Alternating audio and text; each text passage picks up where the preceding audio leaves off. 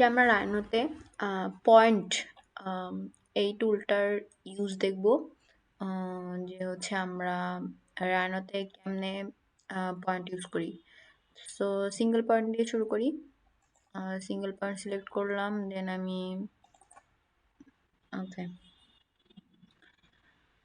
দেন আমি একটা point click করলাম, দুইটা ইচ্ছে মতো ক্লিক করা যাবে, তিনটা, চারটা, পাঁচটা। ওকে, এখন এটাকে আমি একটা লাইন দিব, পলি লাইন দিয়ে আমি এটাকে একটা পলি সারফেসে নেব। সো এই সেম এই সেম লাইনটার উপর আমি যখন একটা কার্ভ লাইন দিয়ে ড্র করব, তখন হচ্ছে এটা ড্রয়িংটা অন্যরকম হবে। এটা হচ্ছে আমি একটা 3D ড্রয়িং পাবো। সো দেখি কি আসে। সো আমার 3D ড্রয়িংটা হচ্ছে এটা, এটা হচ্ছে আমার 2D, এটা হচ্ছে আমার পয়েন্ট, যেটা আমি হচ্ছে বেসিক্যালি রেফারেন্স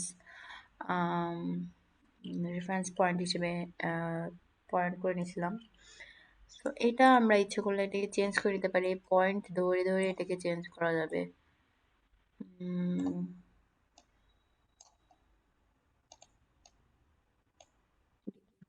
চেঞ্জ করা যাবে। সো পয়েন্ট বেসিক্যালি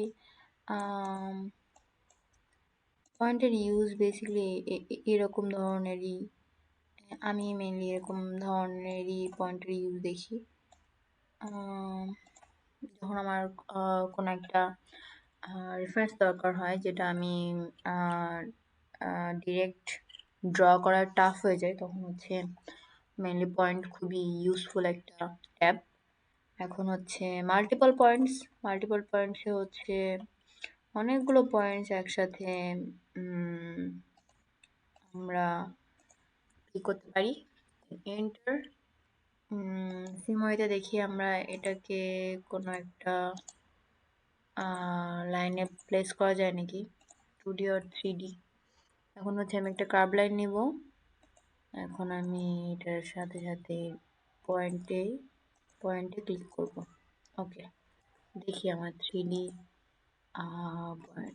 সরি, এটা হচ্ছে আমার 2D লাইনটা, এটা হচ্ছে আমার 3D, এটা হচ্ছে আমার কার্ভ কার্ভ লাইনটা। সো নেক্সট ওয়ান, এটা হচ্ছে ক্লোজেট পয়েন্ট। এটা হচ্ছে মেইনলি আমরা যখন ডিটেলে এক্সপ্লেন করব, তখন এটা হচ্ছে বেসিক্যালি পয়েন্টের অনেকগুলো ইউজেস। এখানে হচ্ছে আমরা পয়েন্টের গ্রিড পাবো, হচ্ছে অনেকগুলো পয়েন্ট, এন্টার দিলে আমরা এরকম গ্রিড পাবো,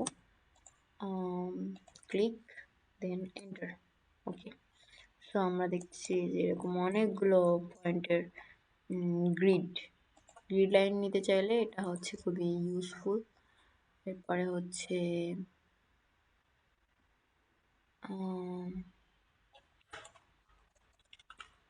আমার পশ মাউসের ব্যাটারি মেবি শেষ হয়েছে। সেই তো এখানে হচ্ছে বেসিক্যালি আর খুব একটা ইউজফুল ট্যাবস হচ্ছে না, এগুলো জাস্ট আমরা মডেলিং করার সময় এগুলোর ইউজেস প্রয়োজন মতো হচ্ছে নিয়ে নিতে পারি। এটা হচ্ছে এক্সট্রাক্ট পয়েন্টার। এটাই